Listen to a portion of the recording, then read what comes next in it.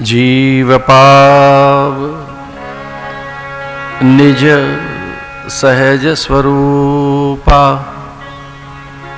भगवान स्वयं कहते हैं कि मेरे दर्शन का फल, मेरी प्राप्ति नहीं, मात्र दर्शन। मेरी प्राप्ति तो बहुत बड़ी चीज है, मुझे प्राप्त कर लेना तो बड़ी चीज है। मैं किसी किसी को प्राप्त होता हूं, पर मेरे दर्शन भी हो जाएं, मेरे माने सत्य के, यथार्थ के, मैं सत्य हूं। अगर किसी में सत्य भी प्रकट हो गया है तो क्या होगा?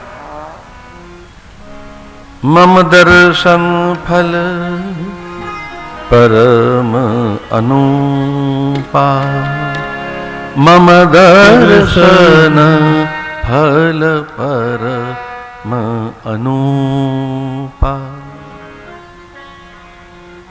जीव पाव निज सहज स्वरूपा।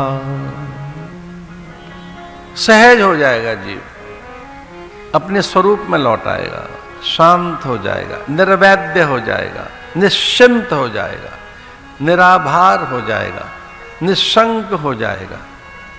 उसे भय नहीं रहेगा, शंकाएं नहीं रहेंगी, भ्रम नहीं रहेगा, असत्य नहीं रहेगा। पाप पुण्य से भी परे, फिर कोई पाप ताप संताप नहीं रहेगा उसके पास। मुझे सन्मुख होने से भी एक बार वो मुझे फोकस कर ले। सन्मुख का अर्थ है पूरा फोकस मुझ पर कर ले। सन्मुख होए जीव मोहि जब ही, जन्म कोटि अघना सही तब ही।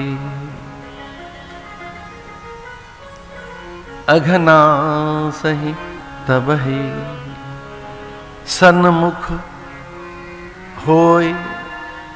सन्मुख, जैसे आप फोकस करेंगे, थोड़ा उस पर फोकस करेंगे, आप केंद्रित करेंगे अपनी चेतना को, जन्म कोटि अघ ना सही तब है। उसी समय जैसे आपने अग्नि छुई तो दाहकता आपके शरीर को विचलित कर सकती है। अग्नि की दाहकता, अंगारा छूने के बाद हो क्या जाएगा? गर्म कोयला छूने के बाद अंगारे आग को छुए तो हो क्या जाएगा? उसकी दाहकता क्या कर सकती है? शीतल जल जैसे ही आप छुएंगे तो क्या होगा? इसे विकार की निवृत्ति, ये साधन की पहली सिद्धि है। मनोमालिन्यता न रहे, उसके बड़े साधन है। एक नहीं अनेक साधन है। जप तप नियम व्रत उपवास, अनेक। उपवास तो बड़ी चीज है। उपवास करने से शुद्धि होती है, चित्त की शुद्धि।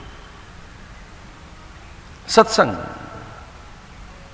तब कथामृतम तप्त जीवनम कविर्भिड़ितम कल्मषापहम। कल्मष, काम, कंदर्प, दर्प।